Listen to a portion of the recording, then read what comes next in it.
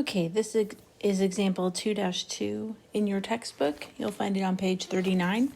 It's called When Swimmers Pass. So what we have in this problem is a swimming pool that is 50 meters long. We have swimmer A who starts on one end of the pool and swims, let's say, to the right at 2 meters per second. And we have swimmer B, which is going to start at the other end of the pool and swim the other direction at a speed of 0.50 meters per second. Now, in this sort of one-dimensional problem, we have to define one direction as positive and then the other one is negative. For me, usually the easiest way to do that is left to right is positive and right to left, therefore, is negative. So I'm going to plunk those signs onto those speeds or velocities. You could do the opposite. We would get the same answer. Okay, now the weird thing that the book seems to do with this problem is not to put x equals 0 at either end of the pool. So while this is confusing, it does speak to the fact that it doesn't matter where you put x equals 0 so long as you are consistent. They're telling us that swimmer A is going to start at x equals negative 10 meters and that swimmer B is going to start at x equals positive 40 meters, and you can tell that those are 50 meters apart. So that's all well and good. So number one, or part A, I should say, asks us for the equations of motion of each swimmer. So what we have for our equation of motion is x, wherever that swimmer is at time t, and you could call that x of t, so let's do that. X of t equals x naught, okay, where it starts, where swimmer A starts, plus the velocity times time. So that is our equation of motion for constant speed. So we're going to have two different formulas here. X sub A, that's the position of swimmer A, is going to be equal to where does swimmer A start? Well, swimmer A starts at minus 10 meters. So we're going to have minus 10 meters plus, now we need that swimmer's speed. And if you come back, his speed is 2.00 meters per second. So we'll have 2.00 meters per second times t. That's the equation of motion for swimmer A.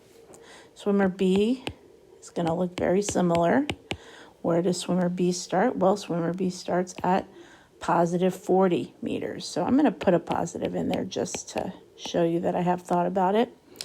What's his speed is, or excuse me, his velocity is minus 0.50 meters per second. So we're going to say minus 0.50 meters per second times t. So those are the equations of motion for both swimmers. Okay, so part B asks, where are they?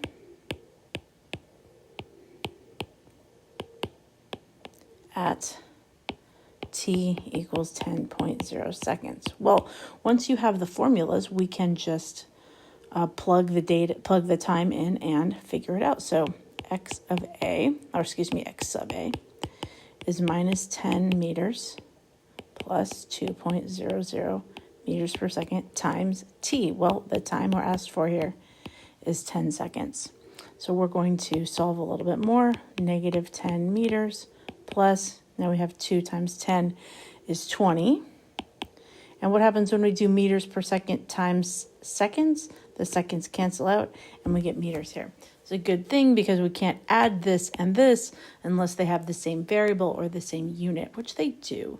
So negative 10 plus 20 gives me a positive 10 meters. That's where swimmer A is after 10 seconds. Okay, what about swimmer B?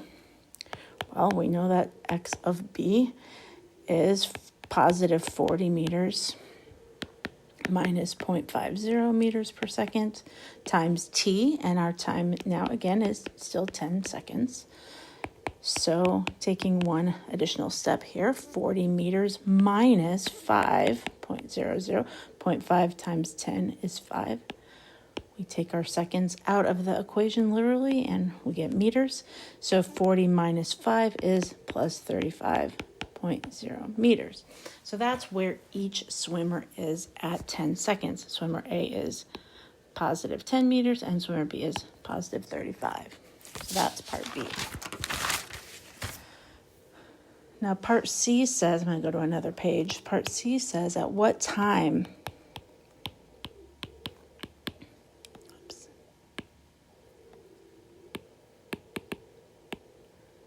do they meet?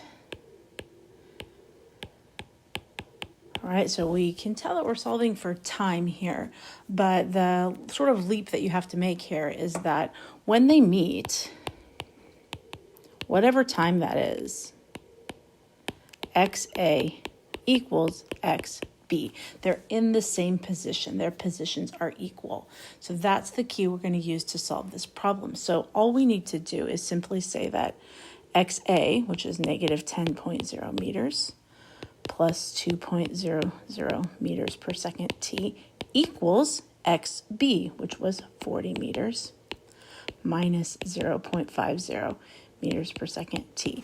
Now, I know this is different from any other algebra problem you've ever done, but it is not any more difficult. So just like anything else, we combine like terms.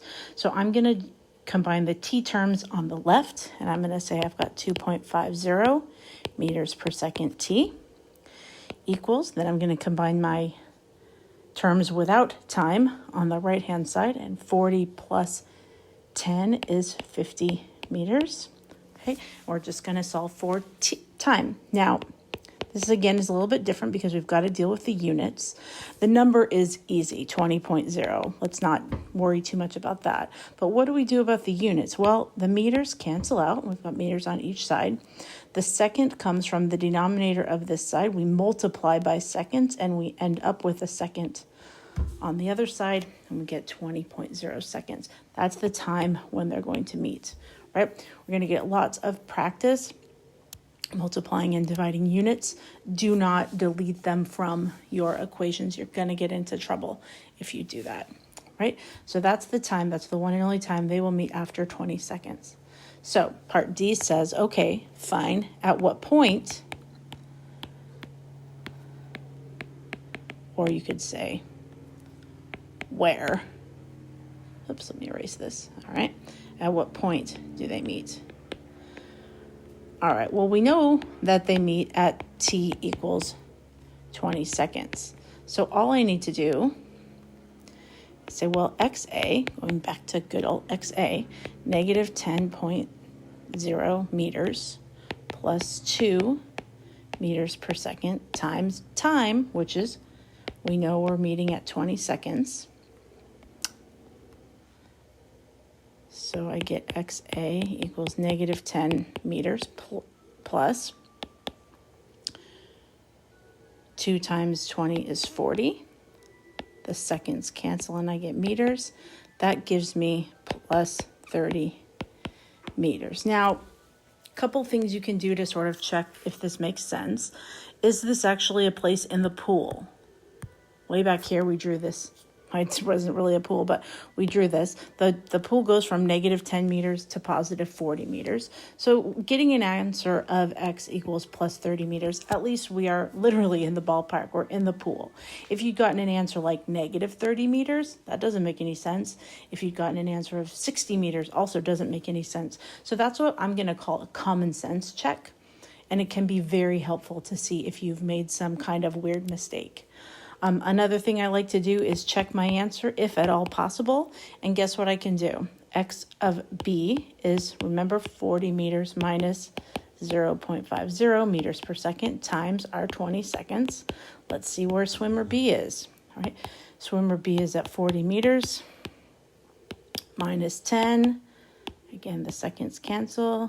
Put swimmer B at 30 meters. So that's a nice double check, because if they meet, they better be in the same place at the same time. So that's just sort of a double check. Not necessary, but it sure makes you feel a lot better to say, yep, I got the right answer to that problem.